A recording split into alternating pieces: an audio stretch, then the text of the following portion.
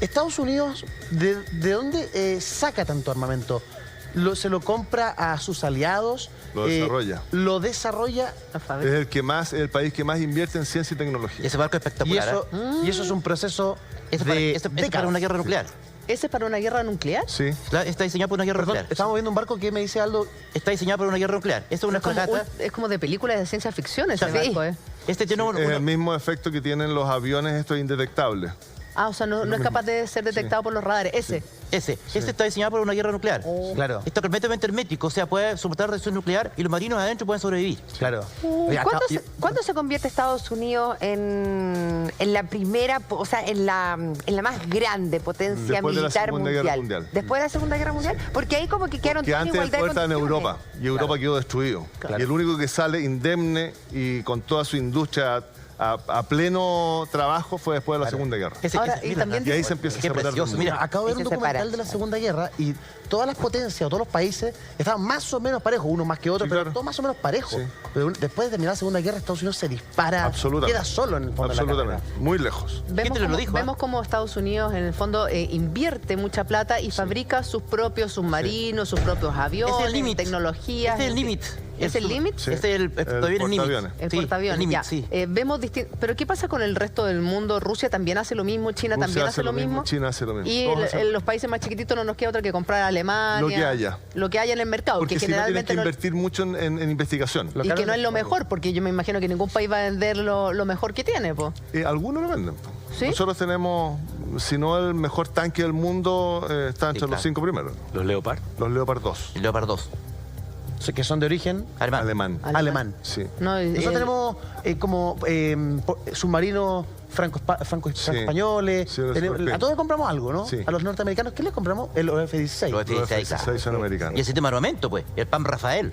Aldo, ¿usted qué sabe de armas? Sí, ¿por qué sabe tanto, don Aldo Duque? Está como niño. Porque es muy entretenido. Es como niño. Mira, ese no sé cuánto, ese no sé cuánto. Aldo, ¿qué es lo que tenemos nosotros? ¿El PAM qué? Lo que pasa es que el F-16 es el avión, la carcasa, lo que vuela, con la aviónica. Pero lo que lo hace efectivo desde el punto de vista letal... Es lo que se carga. Es lo que se carga en él. Y ese se denomina un sistema que se llama PAM Rafael, que es lo que permite que los misiles aire-aire, aire-tierra sean efectivos y lleguen con precisión exacta a su blanco. Eso es lo que hace a Chile tener la fuerza aérea más poderosa de Latinoamérica en este momento. No sabía. Con lo que se carga. O sea, yo no tenía idea. O sea, no es el avión en sí, es con lo que se carga. Sí, es con lo que se carga. Y por ejemplo, el F-18, los países que tienen... ¿Por qué es más potente? Porque los sistemas de armas van cambiando. Es eso, no es el avión. La tecnología se va modernizando. Estados Unidos hoy día tiene el F-35, ¿no? Que es el que viene en las ciudades. Sí, un monstruo. Que es una cosa, un monstruo. Un monstruo. O sea, 10 F-16, ¿no le hacen daño a ese?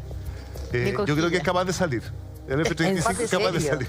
F-35 es capaz de salir de 10 F-16. Yo creo que es capaz de salir con lo que dijeron que tenía. Por el ángulo. Nadie lo ha visto. Es que no lo vimos volar.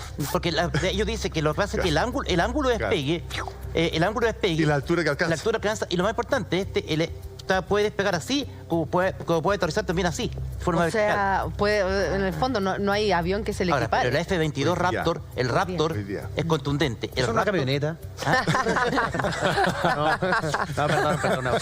No, el F-22 Raptor ha marcado, no sé, profesor, ha marcado una diferencia estratégica fundamental en los últimos conflictos. Sí. No hay nada que se compare porque el F-35, porque no lo han probado. No lo han probado. Pero el F-22...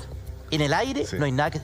El Sukhoi ruso no le hace todavía, no. Ya, pero es que tú dices que no hay nada que le haga cosquilla. Entonces, Rusia está muy lejos del armamento que tiene de la Estados capacidad Unidos. de Estados Unidos, hoy día.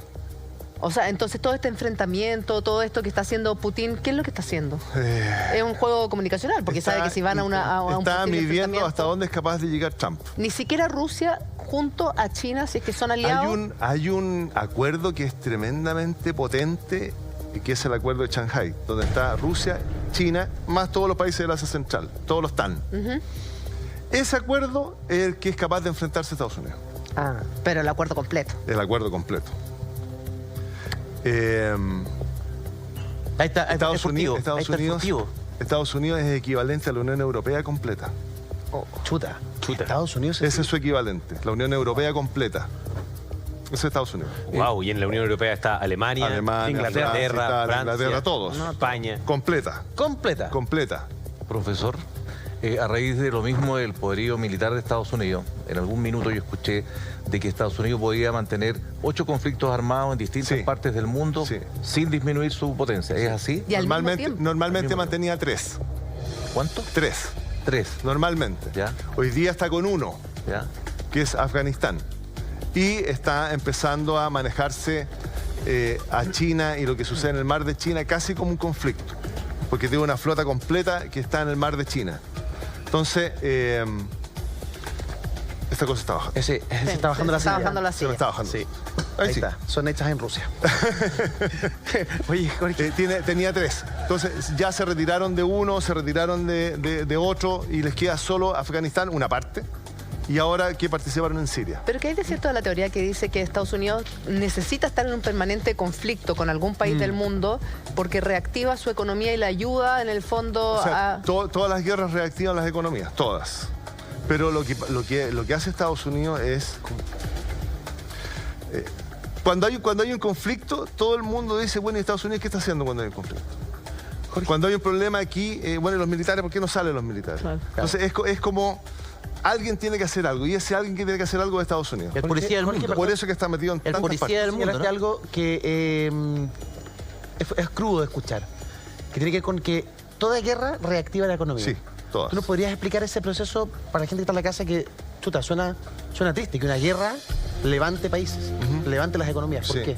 Porque la economía se activa, porque la economía tiene que empezar a manejar recursos y adquirir recursos para comprar el armamento, para comprar el material, para pagar lo que se está entrenando atrás, para ir a buscar, para ir a hacer.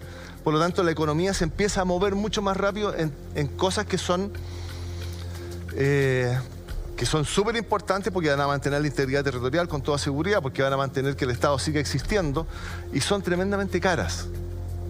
Entonces, tienes que hacer cosas, tienes que poner un sistema productivo a trabajar de tal manera que pueda sostener este esfuerzo de la guerra. Entonces, necesariamente las guerras sí te van a activar la economía, porque el sistema productivo empieza a trabajar mucho más rápido. O sea, pero eso... Jorge, pero suena disonante, perdón, porque al comenzar una guerra hay un gasto de plata, pero gigantesco.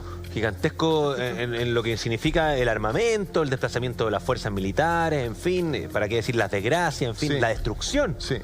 Entonces, ante ese gasto, la historia ¿cómo dice que se reactiva la economía? Porque es un gasto, se reactiva pero con una plata que se fue. A nosotros nos conviene que haya guerras, porque todo el material bélico usa demasiado cobre. ¿Quiénes somos nosotros? Chile. Ah, ya. Por el cobre. A Chile. Mientras más guerra haya, más cobre nosotros vendemos. La Segunda Guerra Mundial lo vivimos, pues, claro. Claro, lo vivimos. ¿Por qué se cayó el salitre? O la potencia del salitre, porque inventaron el salitre sintético para las armas, y para la pólvora y para todo esto. Pero, profesor, uno entiende ya, porque uno ve el caso de Alemania, por ejemplo, cómo se levantó después de la Segunda Guerra Mundial, pero es algo que no ha pasado y que es difícil que pase con algún otro país. Era porque era Alemania y porque sabemos cómo son los alemanes. Hay un plan marcha. Se ha levantado 3 veces. Sí. Claro, y se han levantado y con una rapidez impresionante. Pero llevándolo al caso ahora, por ejemplo, en Siria, después de este conflicto de 7 años, donde vemos un país absolutamente desmantelado, bombardeado. O sea, yo no entiendo cómo se podría reactivar la economía. ¿Dónde se reactiva la economía? En otros países, pero en Siria mismo. En Siria mismo se va a levantar cuando termine la guerra. Mientras tanto, no puede tener un sistema productivo que esté generando recursos más allá de lo poco y nada que sacan del petróleo. La base de Siria era el turismo. Hoy día nadie va a Siria. Claro. Era el turismo. El turismo y el petróleo. Esa era la base económica. Claro. Entonces hoy día no va nadie. O sea, pero aún así, Siria, después de 10 años de guerra, sigue funcionando, sigue subsistiendo. Tenemos un palacio, pero a todo lujo, donde está el presidente Bashar al-Assad. Como si no hubiese pasado nada. Sigue sosteniéndose como Estado. Si se hubiese caído económicamente, no existiría Siria.